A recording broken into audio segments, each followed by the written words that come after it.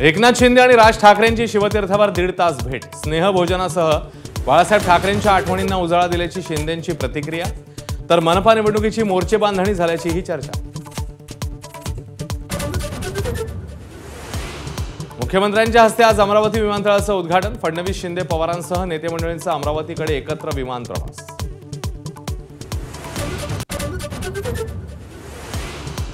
National Herald प्रकरणातील आरोपपत्राविरोधात काँग्रेसच्या देशभरातल्या ईडी कार्यालयांबाहेर निदर्शनं। चार्जशीटमध्ये सोनिया गांधी आरोपी क्रमांक 1 तर राहुल गांधी आरोपी क्रमांक 2। नाशिकमधील ठाकरेंच्या निर्धार मेळाव्याला सुरुवात। एआयच्या माध्यमातून बाळासाहेबांच्या आवाजातलं भाषण तर विविध विषयांवर सखोल चिंतन आणि चर्चा होणार। काँग्रेसची आज नागपुरात सद्भावना शांती यात्रा। राज्यामध्ये शांतता नांदण्यासाठी शांती यात्रेचं आयोजन केल्याची हर्षवर्धन सपकाळ यांची माहिती। यात्रेपूर्वी दीक्षाभूमीला जाऊन दर्शन।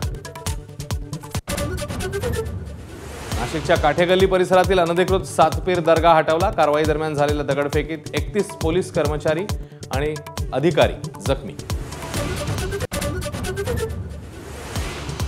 मुंडे आणि कराडबाबत गंभीर दावे करणारा बीडमधील निलंबित पोलीस अधिकारी रणजित कासले शरण येणार। सोशल मीडियावर व्हिडिओ शेअर करत दिली माहिती। शिक्षक आणि आरटीआय कार्यकर्ते हेमंत गांजरेंनी उघड केलं नागपुरातील बोगस शिक्षक भरतीचं वास्तव। बॅकडेट भरतीचं रेड कार्ड, भ्रष्ट अधिकाऱ्यांचे कारनामे माहिती अधिकारातून उघड।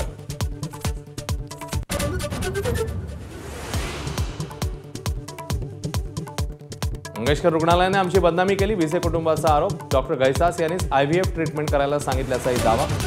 तर उत्पन्नावरून ट्रोल करणाऱ्यांना रेशन कार्ड दाखवून उत्तर।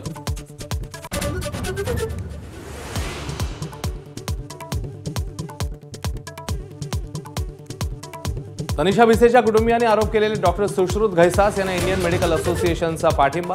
घैसास यांची चूक नसल्याचं मेडिकल असोसिएशनचं मत। लोणावळ्यामधल्या आंबी व्हॅलीच्या 707 एकर जमिनीवर ईडीकडून टाच। सहारा समूहाशी संबंधित संस्थांकडून वळवलेल्या निधीतनं बेनामी जमीन खरेदीचा आरोप। मुंबईमध्ये पुढील 2 ते 3 दिवस तापमान वाढ कायम राहण्याचा अंदाज। तर दक्षिण मध्य महाराष्ट्र, मराठवाड्यासह विदर्भातही अवकाळी पावसाचा इशारा। एबीपी माझा, उघडा डोळे बघा नीट।